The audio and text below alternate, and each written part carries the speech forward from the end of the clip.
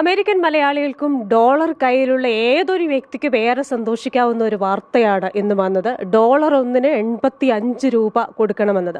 പക്ഷേ ഇന്ത്യൻ സമ്പദ് വ്യവസ്ഥയെ സംബന്ധിച്ചിടത്തോളം ഇത് വലിയൊരു തിരിച്ചടിയാണ്. ഇതിന് കാരണം പറയുകയാണെങ്കിൽ രണ്ട് വശങ്ങളുണ്ട്. ഒന്ന്, അമേരിക്കയിൽ നിന്നുള്ള ചില കാരണങ്ങൾ. US ഫെഡറൽ റിസർവ് 2025 4 തവണ പലിശ നിരക്ക് കുറയ്ക്കും എന്നത് 2 തവണയായി കുറയ്ക്കുന്നു.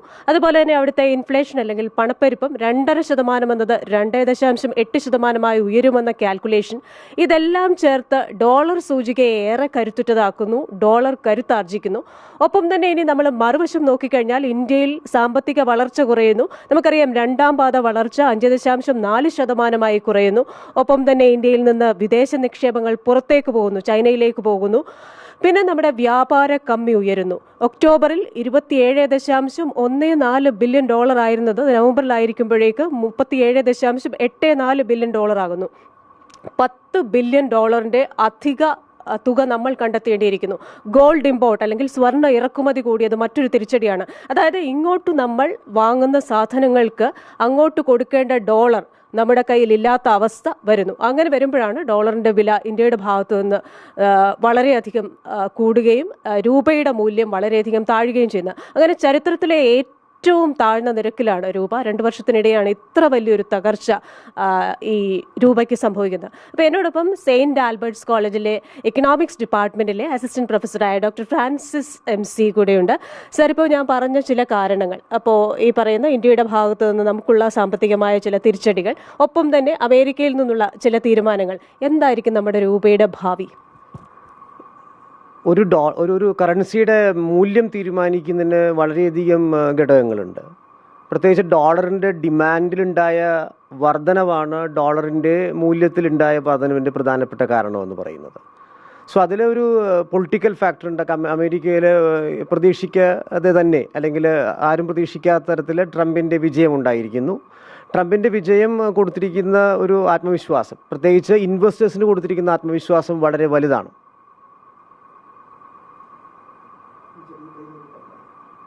ഓക്കെ ട്രംപിൻ്റെ വിജയം ഇൻവെസ്റ്റേഴ്സിന് നൽകിയിരിക്കുന്ന ആത്മവിശ്വാസം വളരെ വലുതാണ്. ട്രംപിൻ്റെ നയങ്ങൾ അമേരിക്കയ്ക്ക് വളരെ അനുകൂലമായ, അല്ലെങ്കിൽ ഡൊമസ്റ്റിക് ഇക്കണോമിയെ ശക്തിപ്പെടുത്താനുള്ള നയങ്ങൾ ട്രംപ് മുന്നോട്ട് കൊണ്ടുവരുത്തും എന്ന് തന്നെയാണ് എല്ലാ ഇൻവെസ്റ്റേഴ്സും പ്രതീക്ഷിക്കുന്നത്. സോ അതുകൊണ്ട് തന്നെയാണ് ഇൻവെസ്റ്റേഴ്സ് ഡോളറിൽ ഇൻവെസ്റ്റ് ചെയ്യാനായിട്ട് താല്പര്യപ്പെടുന്നത്. അപ്പോൾ ഡിമാൻഡ് ഫോർ ഡോളറിൽ ആഗോളതലത്തിൽ വർധനവുണ്ട്. മിക്കവാറും ശക്തിപ്പെട്ട രാജ്യങ്ങളൊക്കെ ഡോളർ വാങ്ങിക്കൂട്ടുന്നുണ്ട്. ദെൻ രണ്ടാമത് നമ്മൾ പറഞ്ഞു കഴിഞ്ഞാൽ ഇൻവെസ്റ്റേഴ്സ് ഡോളറിലേക്ക് നിക്ഷേപിക്കുന്നു.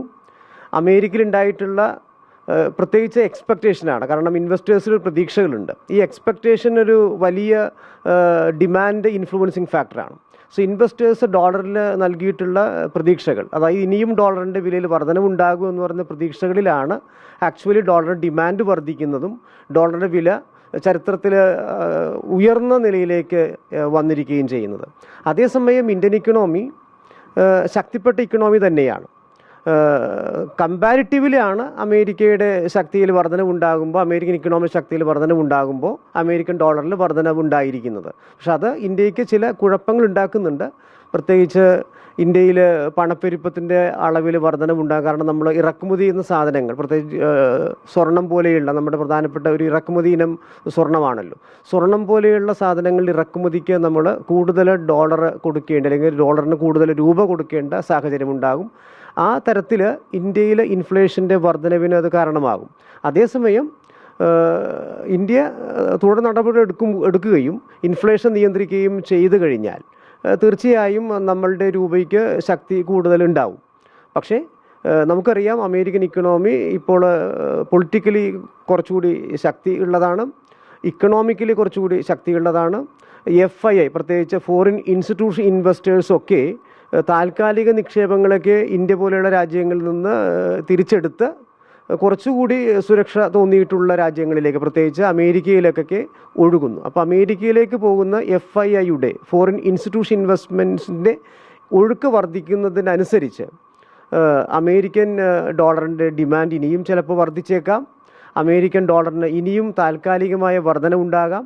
ഇന്ത്യ അതിനനുസരിച്ചിട്ടുള്ള നടപടികൾ എടുക്കേണ്ടി വരും. കാരണം ഇന്ത്യയുടെ ഫോറിൻ ഇൻസ്റ്റിറ്റ്യൂട്ട് ഇൻവെസ്റ്റ്മെൻറ്റ് ഇന്ത്യയിൽ നിന്ന് ഒഴുകി പോകുമ്പോൾ, ഇന്ത്യയിൽ നിന്ന് തിരിച്ചു പോകുമ്പോൾ ഇന്ത്യയുടെ ബാലൻസ് ഓഫ് പേയ്മെൻറ്റ് അതിൻ്റെ ഭാഗമായിട്ടുള്ള കറണ്ട് അക്കൗണ്ടിലും ക്യാപിറ്റൽ അക്കൗണ്ടിലും ഒക്കെ അതിൻ്റെ ചില കുഴപ്പങ്ങളും ദോഷങ്ങളും സംഭവിക്കും.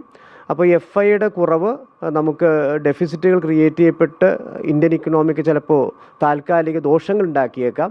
അപ്പോൾ ഇന്ത്യ അതനുസരിച്ചുള്ള ചില താൽക്കാലിക തീരുമാനങ്ങൾ എടുത്താൽ, പ്രത്യേകിച്ച് റേറ്റ് ഓഫ് ഇൻട്രസ്റ്റിൽ വ്യത്യാസങ്ങൾ വരുത്തി, കേന്ദ്ര ബാങ്ക് നയങ്ങളിലെ ശകലം വ്യത്യാസങ്ങൾ വരുത്തി ഇന്ത്യയിലേക്ക് കൂടുതൽ നിക്ഷേപങ്ങൾ ആകർഷിക്കാൻ, പ്രത്യേകിച്ച് ഫോറിൻ ഇൻസ്റ്റിറ്റ്യൂഷൻ ഇൻവെസ്റ്റ്മെൻറ്റ് ആകർഷിക്കാൻ വേണ്ടിയിട്ടുള്ള നടപടികൾ എടുക്കുകയാണെങ്കിൽ തീർച്ചയായും ഇന്ത്യയുടെ ശക്തി, നിലനിൽക്കുന്ന ശക്തി തന്നെയാണത്. ഇന്ത്യൻ ഇക്കണോമി സ്ട്രോങ് ആണ്. ആ ശക്തി തിരിച്ചു വരണമെങ്കിൽ ഇന്ത്യ ഇതിന് ബദലായിട്ടുള്ള ചില നടപടികൾ എടുക്കേണ്ടി വരുമെന്നതാണ് പറയാനുള്ളത്. തീർച്ചയായിട്ടും എനിക്ക് തോന്നുന്നു റിസർവ് ബാങ്ക് ഓഫ് ഇന്ത്യ അതിന് വേണ്ട നടപടികൾ ഇപ്പോൾ കൈക്കൊണ്ടുകൊണ്ടിരിക്കുകയാണ്. രൂപയുടെ മൂല്യം ഉയർത്തുന്നതിന് വേണ്ടിയും കൂടുതൽ ഡോളർ നമ്മളിലേക്ക് എത്തിക്കുന്നതിനും ഡോളർ ശേഖരം ഉയർത്തുന്നതിനും വേണ്ട നടപടികൾ റിസർവ് ബാങ്ക് എടുക്കുന്നു.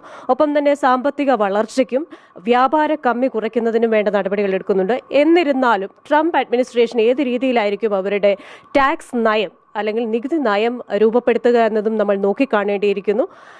ക്യാമറാമാൻ അനന്തുവിനൊപ്പം ക്രിസ്റ്റീന ചെറിയാൻ, 24 ന്യൂസ്.